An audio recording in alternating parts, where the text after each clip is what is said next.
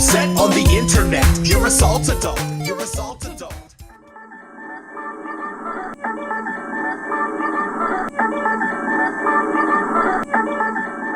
Hey everybody, welcome to Retro Station 1989. This is Way Too Late Gaming News. Why is it way too late? Oh, look at that. It's 1 a.m.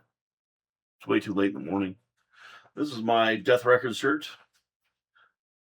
Because I'm an old man, I like this shirt. It's from the movie Phantom of the Paradise. But that's not what we're here to talk about right now. What we're here to talk about right now is a couple different things. Number one, it looks like Bricks and Minifigs fired people who didn't matter to the problem. But our buddy did not get his toys back. We fired them. Is that good enough? Dude, this placating nonsense is not going to help.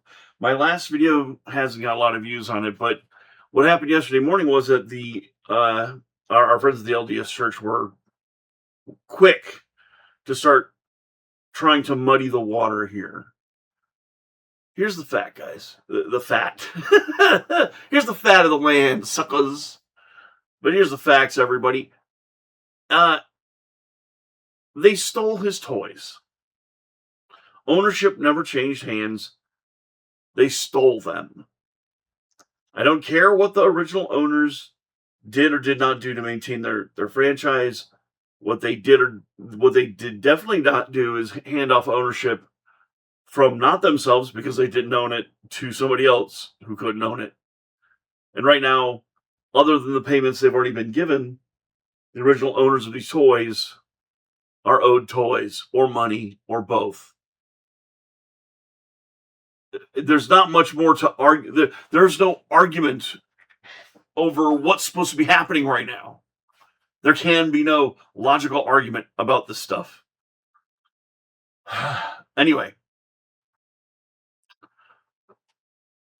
the Punisher episode is being worked on. I've got to finish it. I've got some special effects to add to the show. Some gags that have to be shot. But other than that, the show's done. So you should have the show Friday, sometime today or possibly Monday. And the reason why is because to make the best show I can, I've got to add funny things to it. I hope everyone thinks these things are funny. But what we're here to talk about, lastly, amongst the whole Bricks and Minifigs thing, what's really nice about it is that it's all moving forward again. It sure seems like Amun-Ra, the mustache master, the pharaoh of Funking Town, and the wonderful man who went to Brigham Young University, but this doesn't mean he is a Mormon. It's like, that's my Alex, what's his name, Alex Jones. See, guys, he doesn't necessarily, if he goes to Brigham Young, does not mean he's a member of the Latter-day Saints. See, this man was a rogue element among their church. Doesn't mean that the cops are doing their bidding either. See, they have all source and access to all kinds of money. Rothschild money, the gnomes of Zurich money, the Illuminati money. Do you think some fly-by-night Lego company is going to get their attention to move mountains to, harass one guy from YouTube? It may be a prison plant, ladies and gentlemen, but this is Manscaped Beef Broth Wars, brought to you by the sadness. I can't believe the Onion knows my show. Anyway, point being, it's not a conspiracy theory. These guys are messing around. I just saw both of the officers' body cams just released here on YouTube. Go check them out. This particular community message and note is about something I know, like, intimately. Like, I've never worked for Hasbro. I've never worked for Wizards of the Coast. I've never worked for Magic the Gathering or the Dungeons and Dragons label. So when I see however, I have been the line artist for any nominated superhero role playing game for about 15 years, 16 years, right? So there's that. So when I see things like this, yeah, they're going to turn. D&D is becoming a live service game, but your table doesn't have to. Gosh, everyone's treating this like it's the end of the universe. Hey, established 1997, Noble Knight Games is the largest purveyor. This is not an ad, but it's the largest purveyor and the largest trader of previously used comics, board games, role-playing games, and by Joe Manganiello and Luke Gygax, blah blah blah blah blah doo. They brought us back, huh? They brought us back from the brink. They're the saviors of D&D. It wasn't literally not Dan Ayub. It was literally my acquaintance Chris Perkins. If you don't bow down to the row, like Death Row Records, about my man Chris Perkins, or everyone else laid off, who created 5th edition, who piloted 4th edition, who they paired with Penny Arcade to make it one of the biggest versions of the game, as in 4th edition, Hasbro could have asked for, and still not enough. Chris Perkins, I salute you. D&D is becoming a live service game, which means they're going to be farting out, I say farting out, I don't know. They can be fully pushing them out. They could be whole-assing this. I don't know. I'm not Hasbro, and I've never worked for them. Let us talk about some of the companies I have worked with. I have worked with Green Ronin. Green Ronin is a bunch of creatives out in Seattle. They're amazing people. I can say to a person I've worked with, editors, art directors, writers. One of my very good friends, one of my dear friends, Steve Kenson, is my partner in Icons. Well, actually, was my boss at Icons. I think he says partner. I was short. I'm just a line artist. I was just lucky enough to be there, and he showed me such kindness that it proves that my kindness in this industry that I try to put forward is important, and it does matter. When I see the machine making big moves like this, I can tell you, I'll tell you the anecdote after this. When I see the machine making big moves to continuously try to be World of Warcraft, it's such an old move. It's like a move in business that seems like a good idea to people who only care about whether or not something is a revenue stream. And it's not. By the way, D&D, our industry, role-playing games, tabletop role-playing games. And when I say industry, that's what I do. I partner with folks to illustrate their games. I partner with folks to write adventures for their games. Sometimes I both write adventures and draw them. Publishing is part of what makes that game good. You want to know why? Print is dead, Egon Spengler famously said in Ghostbusters back in the 80s. Yeah, I guess. But the novelty of D&D is that you can have the books on your shelf and look at a giant number of books. 1 second. I will describe to you why role-playing games are cool.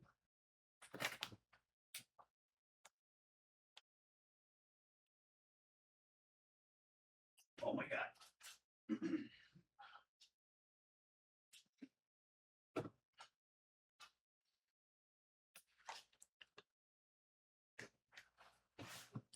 When possible, bring receipts. That's what I say. You're gonna need. I have a side table here that I'll stab into the floor. What am I? Hold on. Oh. So the Noble Knight thing. Oh, I didn't even show it. Good, it wasn't an ad, but now it will be. Hold on. There we go. It's not an ad, but they do have a roadmap. We'll talk about that here in just a second. There we go.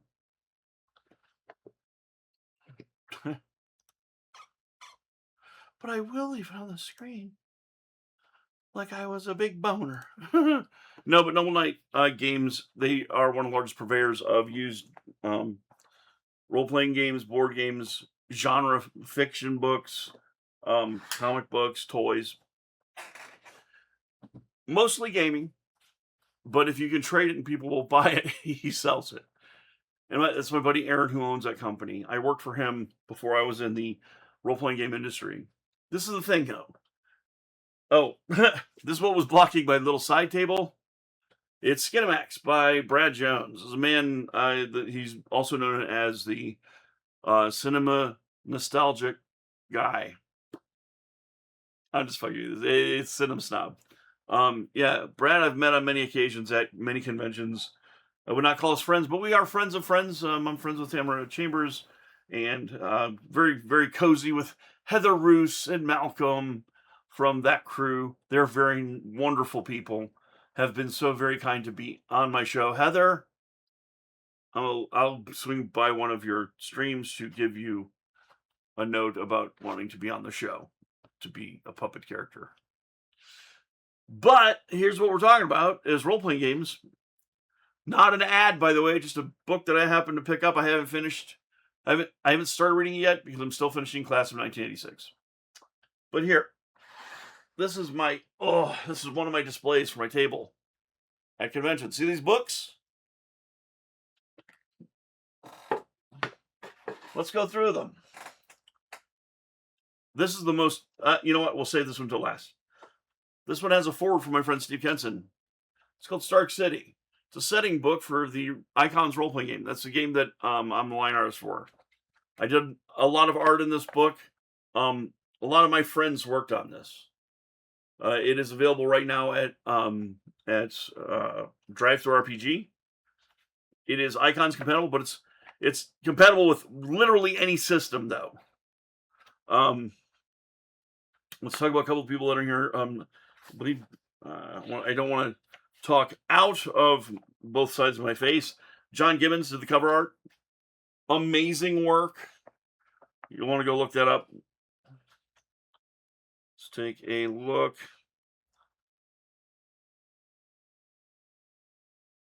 I bet Aid Smith did our layouts, was very good. Brad McDevitt did a lot of the interiors and the work, the spot work, spot illos. But it was written by myself, but chiefly and primarily edited and written by my good friend Mike Lafferty. It was nominated also, I believe it was nominated for an Emmy. I can't remember if it was or it wasn't. It's a pretty good seller. This book is one of my favorite things that's been created by me and my friends.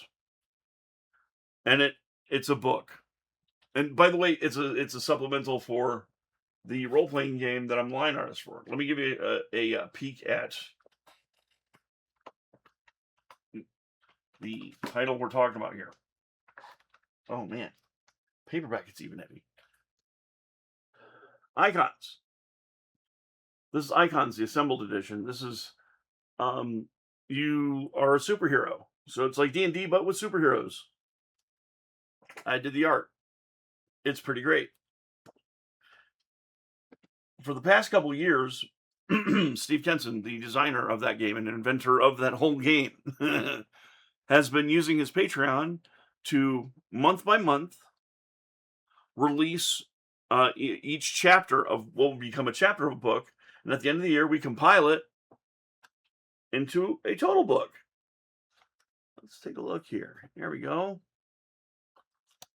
There we are. These retail for around $30, but they're full of full color art. Each month, I draw full page stuff. I draw quarter page stuff. I do all the art. I do all the interior art for it as part of his Patreon. He's one of the best illustrated Patreons out there. But that's what we already do. Dungeons and Dragons, guys, you're behind on this. If you want to create a live service model for your entire industry. But that's not what they're trying to do. They're not trying to do what we do, which is to make things affordable. Yes, you can buy each month if you want, or buy when it all comes out as a book. in the meantime, you get little PDFs of what we're doing as we do it. Steve Kenson is one of the most fastidious and hardworking editors slash proofreaders slash creators I've ever met. So this book, Adventure Archetypes, on sale now, is our newest one. And there you go. Like, it is literally a book that you can get all at once. You can buy it in PDF format. I have it here in Perfect Bound Digest format. You can also buy it in hardcover if you really want to be that kind of preserver. I just want to show you that the next part out of my mouth is from a place of knowledge, not witticisms and suggestion and speculation. I'm also 51, so I've watched Hasbro shoot themselves in the foot over and over again when it comes to D&D. When they got rid of Chris Perry, I thought that getting rid of Chris was one of the dumbest things I've ever seen. It was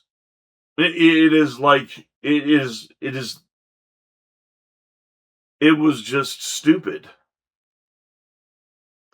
But not as stupid as everyone getting terminated on the way to getting Chris out. Hasbro's done other dumb things, like sending the Pinkertons after a person they sent a preview copy of a bunch of Magic cards. He didn't steal them; they just showed up, and then you sent the Pinkertons after him. Wizards of the Coast got a huge backlash, and it wasn't them; it was Hasbro that did that. You got to know that, right? It was Hasbro that screwed this up, not Wizards of the Coast. They'll probably have called him and requested, hey, please take that video down. That's some proprietary stuff. We didn't mean for it to come out to you. Not that they would have had F all to say about it because it was their mistake. But no, they made the decision to send the SWAT in. So, dumb. My point is, I have years and years of watching this. Don't fret. You still have D&D. You have the greatest part of D&D right now. Right up here. GMs, you own all of your content. The only content I would say is worth fretting over, if they're going to take it from us, would be anything that Beadle and Grimm's creates. Theirs is a boutique, but it makes amazing stuff for GMs. It makes a Cadillac experience for your players as well. It's insanely good. Hasbro doesn't see that. They see you as a big piggy bank. They want the same model as Crunchy Fart the Dragon on your phone. That's what they want. They want you spending month after month. But moreover, they still believe the MMO model can be used in real time and replace tabletop gaming. It won't. Just can I help you here? It's not going to happen. These things will not come to pass because I'm one of those gamers that was one of the pilot people who loved D&D as a kid. Do you want to know why I loved D&D? Because of the infinite iterations that come out of our imagination. Our imagination rules D&D, not yours. You fired everyone we like. Just because you own the word Ravenloft doesn't mean that your version of Strahd's better than mine or better than anyone else's. Matt Mercer, it's not better than his. It's not better than sitting at a table with someone you admire. And I would dare say that my friend who runs Gamehole Con out of Madison, Wisconsin, his game mastering is what made me want to be his friend. He's just an incredible GM. That's the kind of thing that gaming can do. When I was tired of Dungeons and Dragons, do you know what came out? Pathfinder. Pathfinder's still out there. The RPGA had been gone for years. Paizo and Pathfinder brought Pathfinder Society out, and boom, what do we know? D&D Beyond. They didn't invent that either. That was Paizo. Do you know who used to work for everyone? Shall we guess? Everyone at Paizo used to work for Hasbro and Wizards of the Coast. I have a friend who worked for Wizards and other companies' cards divisions. The Wizards of the Coast has been given a bum rap because everyone thinks this is their fault. It's a toy company wanting to be a company that collects revenue from people who don't own anything. Don't let them fool you. Right in this moment, right in this very second, you own D&D. You have it in your house. If you've bought the books, they're there. If not, go to a garage sale this summer. You'll find somebody selling probably a crate of second edition books. You're going to learn a new game. Here's the greatest news for me, an independent creator and an independent designer of games and an independent lover of independent games. We can make our own games. And that's the first thing that's going to happen. Anything that right now Mr. Mercer and Mr. Perkins are working on, if they decide, hey, we're going to create a fancy role-playing game, and it could be called, I don't know, Pickle Fart Junction, the Dwarf and Sword Game of Majesty. I'd buy 1,000 copies of it. I wouldn't. I'd buy 3. 1 for me, 2 for the table. But what would be going on is, very simply said, there would be no monopoly anymore. Not the game monopoly, just a monopoly over everyone's thought on how tabletop gaming works. If you're scared of what's coming with D&D Beyond and D&D Next and all this other horse crap, I implore you to come to Gen Con this year. Come to Gen Con. You'll be complete. The illusion that the only thing you have is D&D will be shattered forever. Now, it's represented there, but if you don't know who Free League are, oh man, you need to know who Free League are because they're making games of everything.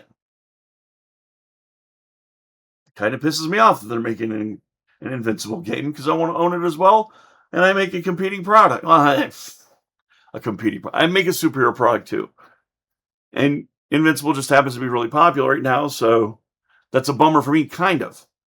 But it's a niche market. And guys, yes, be concerned that all the corporations out there that provide you with entertainment are trying to steal from you. They're trying to make you just a fountain of money, and then you'll have no ownership over any of the things that you buy from them.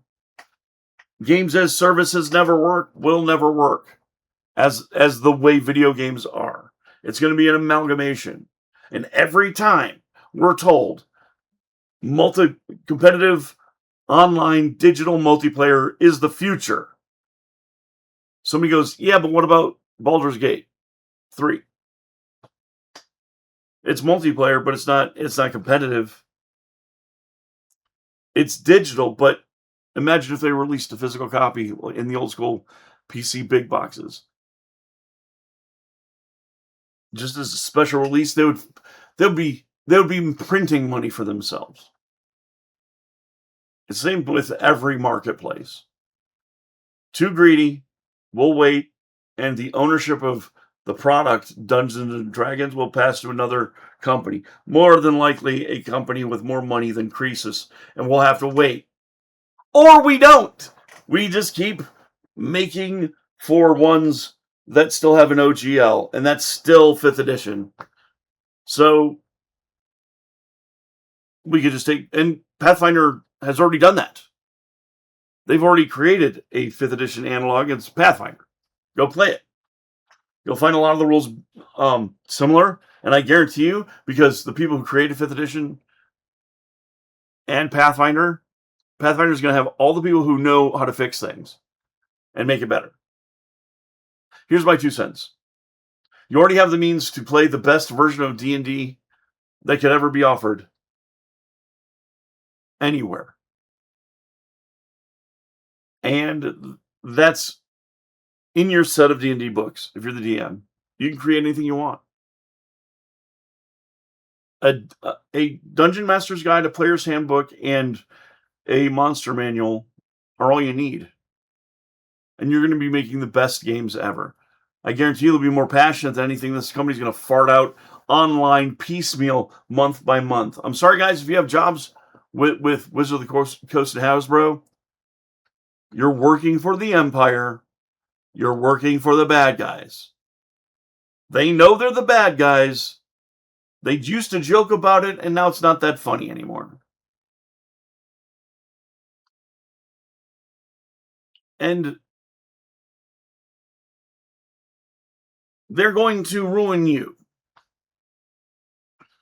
If you're there still after they suggested to use AI in their product, you're part of the problem, and nobody wants. It's going to rebound around, and that's the sad thing. You're not going to want that. Trust me on this one. You are not going to want that. All right, everybody. Thanks so much for hanging out. I do really appreciate it. In terms of license to play, I'm working on my stuff for Gen Con. I'm going to share some things today online to show everyone what's going on. But license to play will be up it's going to be up as soon as it's done. So sometime over the next couple days. But I am working on it. I just had some pickup shots to do, and it's going to be great. It's going to be funny. That's the most important thing. I want it to be entertaining and funny. And my interview with Brian will be on Monday. That's my Lego Maniac friend who, boy, did the story change from last Monday. And yes, I do owe him $1. But that being said, anything I've said during this little news broadcast in the past or in the future or will ever say again, remember to always, always, always, that's right, stay retro. Peace. Get upset on the internet. You're a salt adult. You're a salt adult. Get upset.